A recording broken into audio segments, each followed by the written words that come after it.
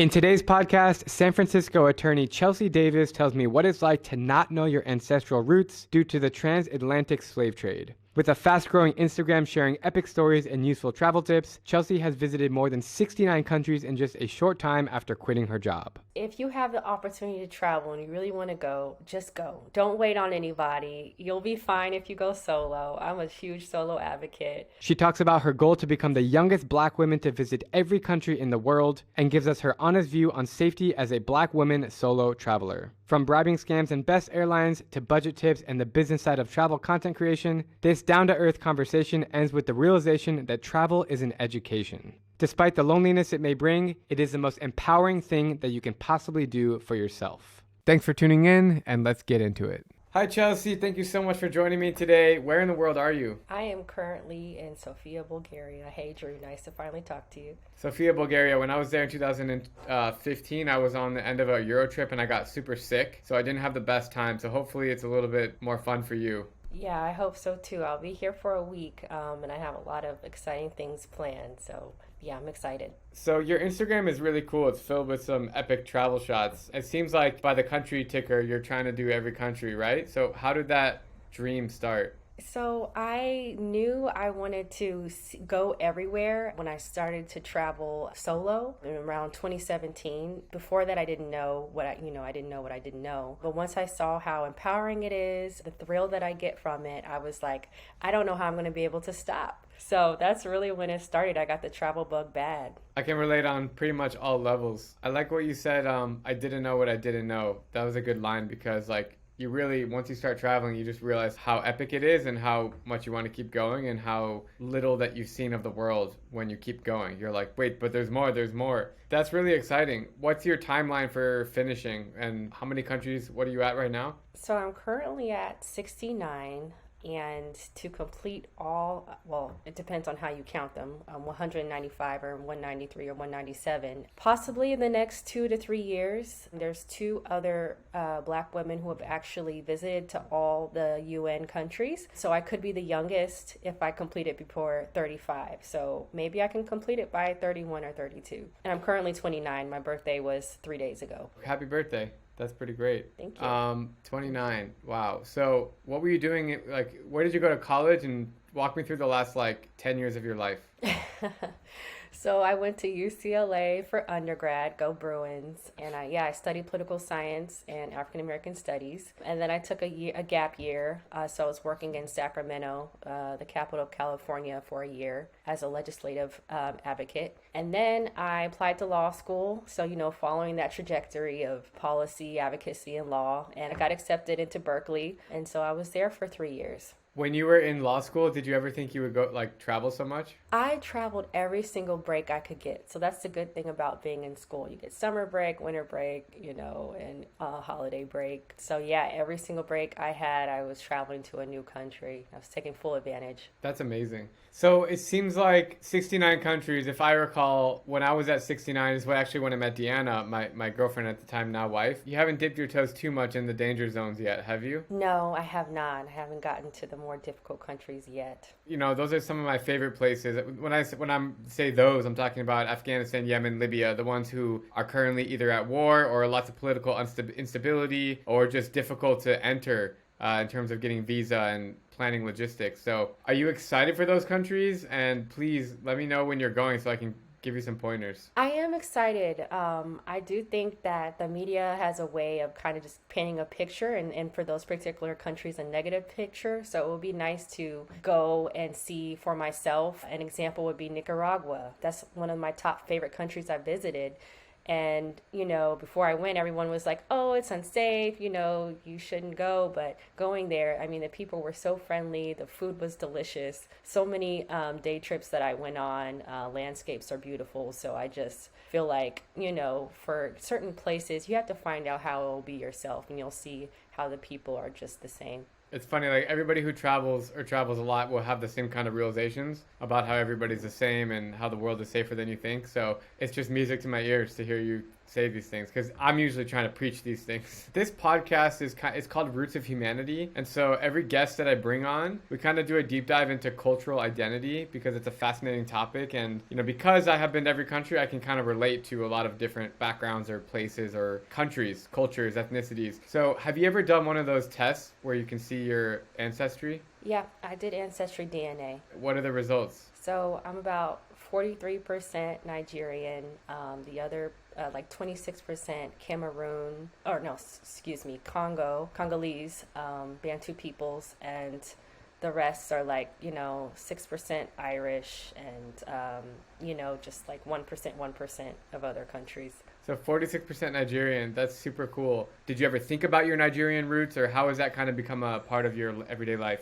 No, because one thing about many African Americans, we don't know our ancestry because of the transatlantic slaves trade.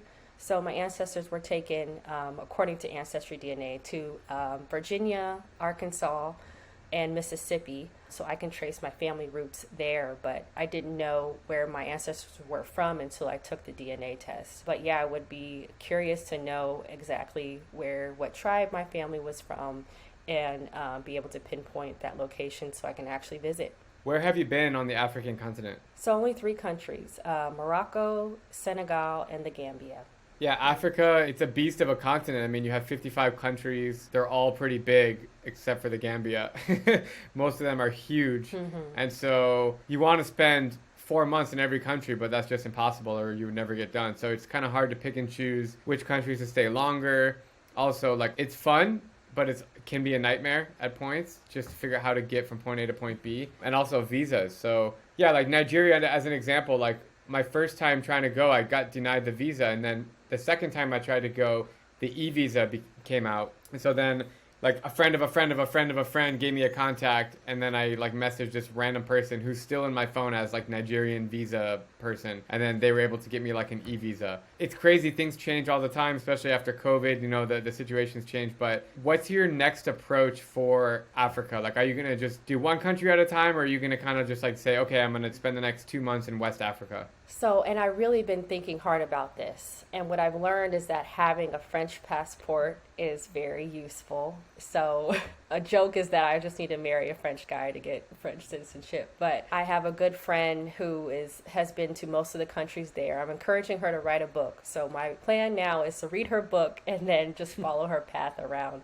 Africa because she did it solo. It is intimidating, actually, to talk about because there's just so many countries. In Europe, you could probably do the whole continent in 2 months and really feel like you actually went to every place. But in Africa, it's impossible. When you do go to Nigeria, what are you excited for to go to Nigeria, or what are you not excited for? I'll start off with what I'm not excited for. It's that because it's a stereotype of it being a difficult country to navigate, I will bring up bribing. I have been warned by many people who I've visited how much of a problem that is. So I would definitely want to go with someone who knows their way around. And then once that happens, I just can't wait to eat the local food, do different tours, and just relax and just take it all in, being on the motherland and being where my ancestors are from, and just embracing the cultural immersion. If you can, you should try to go up north, where I did not go. I really wanted to go, but there's a town called Kano. I think it's the second biggest city in Nigeria, but it's a predominantly Muslim region because Nigeria, like Ghana, Nigeria is split.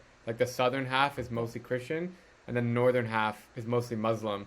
So I think it would be fascinating for you to kind of see. I mean, Lagos is just a big, busy city, and it's really hectic. I don't know if you've been told about Lagos. Just that market is absolutely insane. It's just so crowded. And yes, lots of bribery and all that stuff. But if you can go up north, in Ghana, I went up north and it was a totally different experience. And they dress differently, they act differently, they speak different languages. So I think that would be kind of something cool for you to see. And let me know if you are able to make it up there, because I'm trying to go back actually to Nigeria. I think it's the most populous country in all of Africa, and it's not even near the biggest. Did you know that? No, I didn't. Wow. Yeah, I'm pretty sure it's the most populous country in Africa. Compared to the size of Sudan or Algeria, it's not even close. So let me know when you're there, and we'll be in touch, of course. And also that part of West Africa, I recommend to do by car. I mean, if you're going to go west of Nigeria on the same trip, you should do it by car because a lot of the borders are pretty close. You know, you can get to like Liberia, Sierra Leone, Guinea, Guinea-Bissau, and then Senegal and Gambia, which sounds like you've already been to Senegal and Gambia, but and Ivory Coast too. By car, it's more of an adventure, and it's also like, it's a little bit easier. You just hire a driver because all those domestic flights, a lot of them go through Lomé, Togo, because that's where the hub is. So you're going to have to always like go to Togo and then go back out. That's just my 2 cents. Are you just traveling right now on the earnings that you've made all those 2 years of practicing law? Tell me about kind of your strategy for how you're funding everything and like kind of your approach to Instagram as a profession. Yeah, I've been saving since I was young, and I didn't know what I would spend my money on. And my family would ask me, when are you going to start spending that money you've been saving up for years and years, you know, from little jobs here and there? And I was like, I don't know. I haven't found something I want to spend it on. And then it wasn't until I was, like 23 years old, I was like, I'm going to spend my money all on travel, on experiences, what I want to spend my money on. So I saved up around, $7K from there. And then I pulled in more money from like driving Uber when I was in college and in law school. So just side jobs is where I was pulling a lot of my money. And then once I saved up, 15,000, I was like, okay, this is a good amount to do budget travel. And I estimated it would last me around 8 months. So that's around $60 to $70 a day. That's ambitious. I have so far, I'm kind of on budget. I have not checked this past month, so I have to see.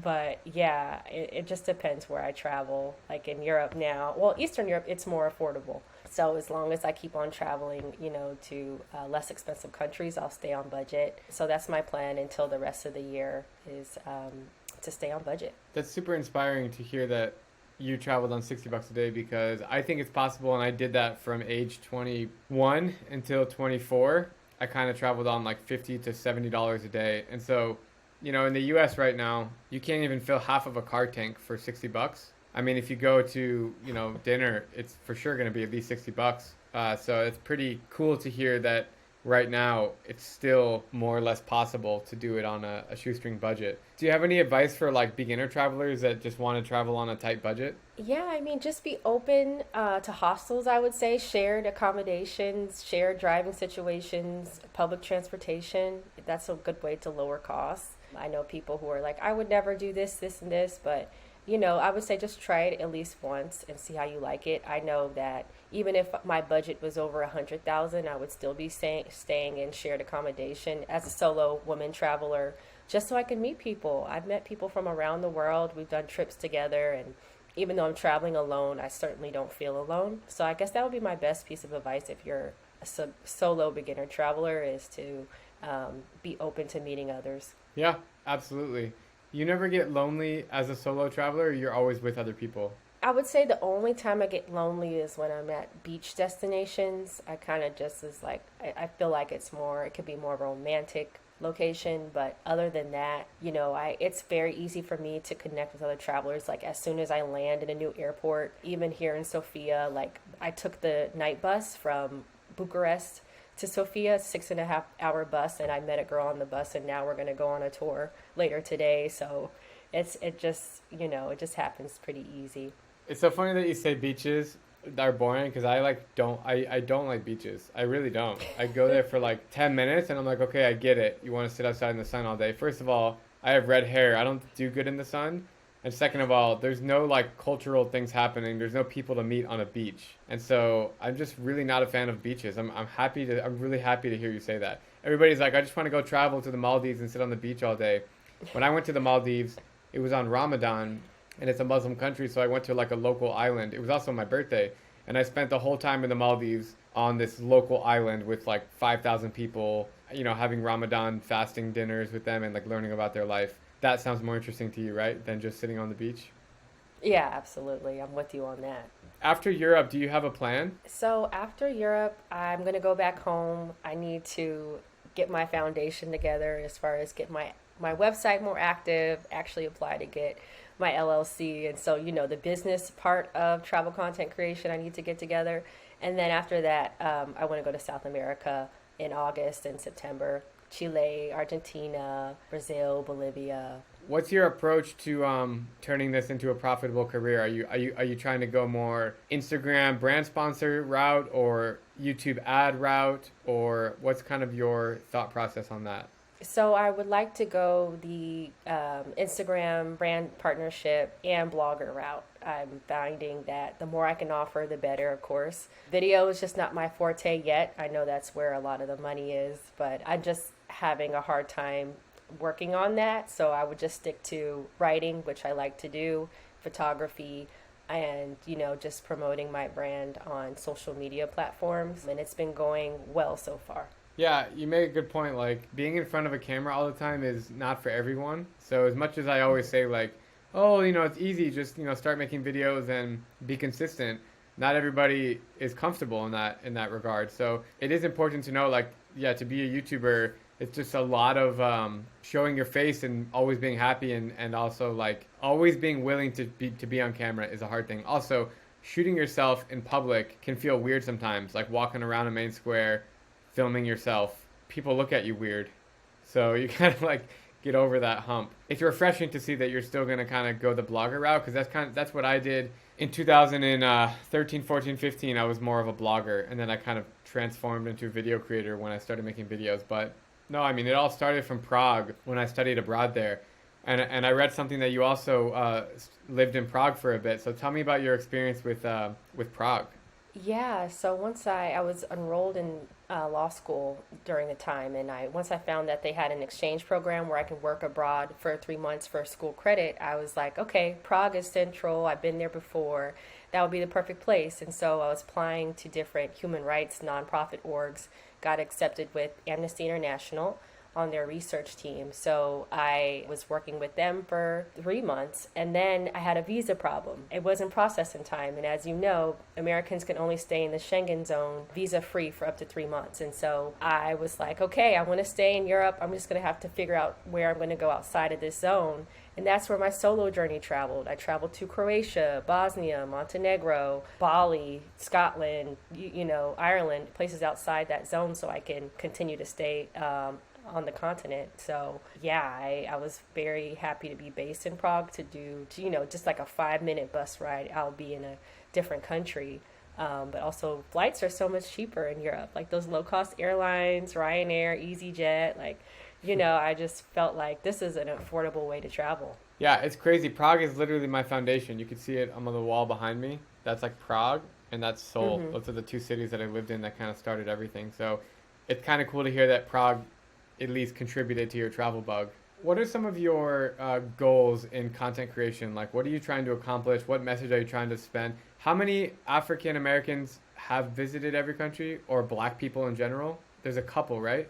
There's a couple. I know for women, it's been 2, one of which has been documented, Jessica Nabango. Yes. So I don't know about males. I'm not sure about that. So very few have traveled to every single country. And what inspires me is just seeing people of color see the world outside of what they're used to, and have those same experiences that other people get to, and be exposed to different, foods and cultures, and, just really get to see the world. Like, I think there's so many people that have the dream to go beyond their expectations and have that vision of, of new everything. And I feel so privileged to be able to do it, especially at my age. So yeah, I would say, because I'm traveling mostly solo, that's the largest group that I inspire, are solo women travelers. There's barriers in place for women when we travel to certain places, and so just being able to be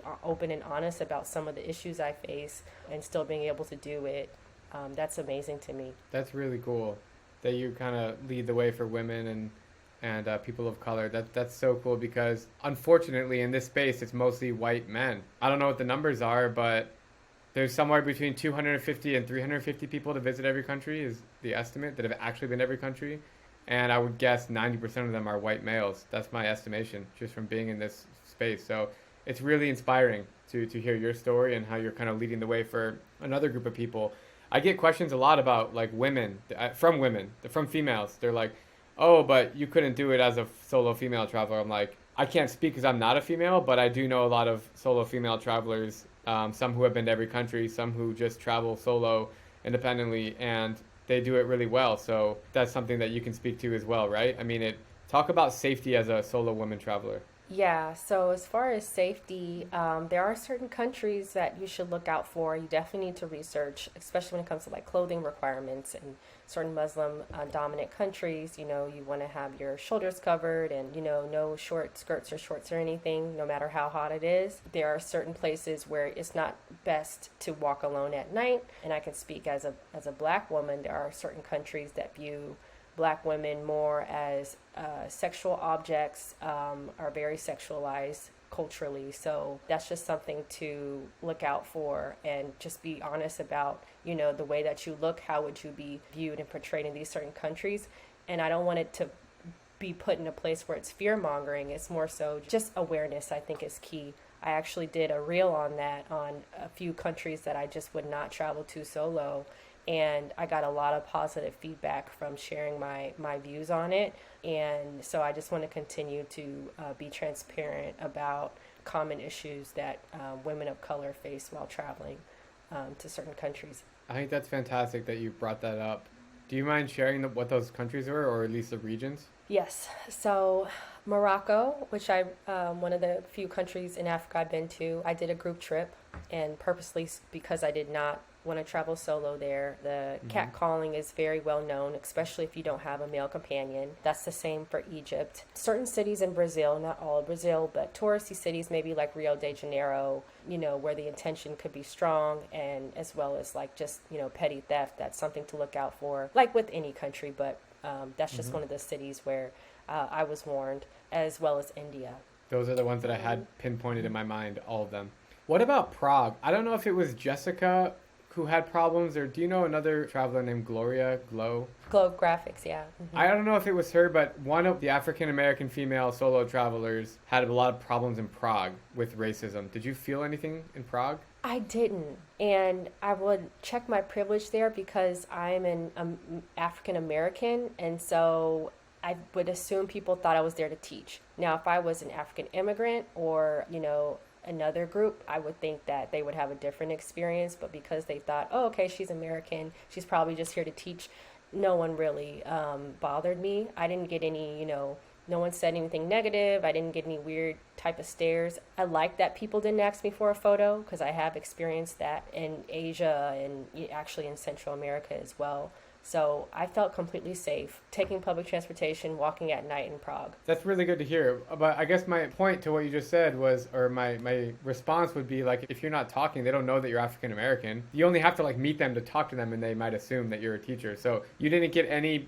weird stares or anything. I'm asking you because in Prague specifically, I've heard some of my other black friends that have told me that. But it sounds like everything was fine in Prague. Yeah, everything was fine with me. Yeah. That's really good to hear. Also, yeah, in parts of like China and Korea, I mean, I taught English in Korea in a small village, but they had never seen red hair before. So I would literally be stopped like everywhere for pictures. But I had another English teacher friend named David who was from Nigeria, and he would get stopped like everywhere for photos, and they would like want to touch his skin. Have you been to any Eastern Asian countries? No, I've only been to Thailand and Indonesia and Maldives. Those are the only 3 Asian countries I've been to. Yeah, once you get to like Japan and China and Korea, I think it's all good attention though. They're just like amazed and they like want to get a photo. So I mean, even me too, I just learned to embrace it. Like they've never seen red hair, so they would come up to me and like touch my hair. And so it all comes from a positive place, it's nothing to be alarmed about. But no, I appreciate you being open to chat about this stuff with me because, it can potentially be sensitive. But I think it's important, you serve as a role model for a lot of others who look up to doing what you're doing. So that's really, really inspiring. So is that kind of your mission to help other,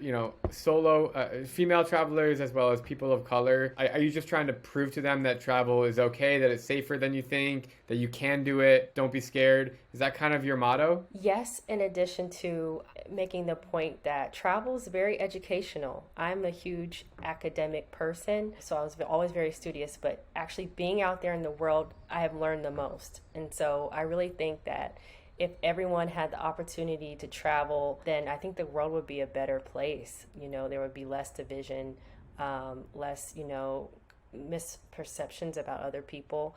So I think travel is a great way to unify people across across the world. I always say travel is the best education I've ever had. And so if more people travel, then more people would be understanding of other cultures. They would be more open-minded, and they would just have more context about other peoples and cultures and how the world works. And that's why I'm a huge advocate for travel, not just for me to show people the world through YouTube, but for people to actually go themselves, because they'll come back to their home country as more well-rounded people. That's kind of one of my main missions in doing everything I do. So that's really cool to see someone who shares the same passions and goals. Is there any other kind of advice or things that you want to share with people, travelers? Yes, if you have the opportunity to travel and you really want to go, just go. Don't wait on anybody. You'll be fine if you go solo. I'm a huge solo advocate. It would be life-changing, so that would be my biggest piece of advice. Don't wait on anybody if you have to. I love it. You can see the words on my chest. My just brand go. is just Love go. it. That's Yeah, a that's perfect literally my brand. brand. I tell people just go. That's just like the Yeah. best piece of advice that you could possibly give, you know? Do you agree that it always like works out in the end? Like it always works out. Any situation you're in. Always. I mean, worst case, you get like kidnapped. I'm just kidding. That's always been a worry of mine. But no, the world is a lot safer than you think, and people are generally nice, and they want to help you out. So Chelsea, where can people find you on social media? You can find me on my Instagram at Chelsea Does Travel, and you can also find me on TikTok at Chelsea Does Travel. And once I have my website active, chelseadoestravel.com. Please look out for me on those different platforms. Perfect. So it's been really great to hear your story and what drives you to travel and kind of the mission that you're trying to spread. And I wish you the best of luck. You're at 69 right now. Next time we chat, you'll be 70s, 80s, 90s, and all the fun countries are ahead of you. You know, in my opinion, like, you know, Europe's great and all, but once you get into Central Africa, South Sudan, like some of those countries, and then Ethiopia, Somalia, those countries are beautiful in and out. It's a blast. You have a lot of adrenaline. You'll always find the good out of people. You know, even when you go to Yemen, which in my opinion is the most dangerous country to visit as a tourist, you still will come out of there like so enriched, and like you'll learn so much about the people there, and I want to do it all over again. And I'm kind of on my way. So I wish you the best of luck. Reach out to me if you ever have questions, if you need contacts of countries or, you know, questions about logistics. I live and breathe this stuff. Yeah. Any final words of wisdom to everybody in the world? Just thank you, Drew, for having me, and I appreciate the time. And if anyone else listening in has questions, please feel free to message me, and I look forward to staying in touch. Thank you, Chelsea. Talk soon. Okay, thank you. Bye-bye. Thank you so much for tuning in to this podcast episode. If you feel inspired by this conversation, please share it with somebody who would enjoy listening. And if you're here for the first time, make sure to subscribe on Apple Podcasts, Spotify, YouTube, or wherever else you get your podcasts. Also, don't forget to leave a review. Every week, I'm going to be looking through them and highlighting my favorite one. And with that all being said, I will see you guys next week.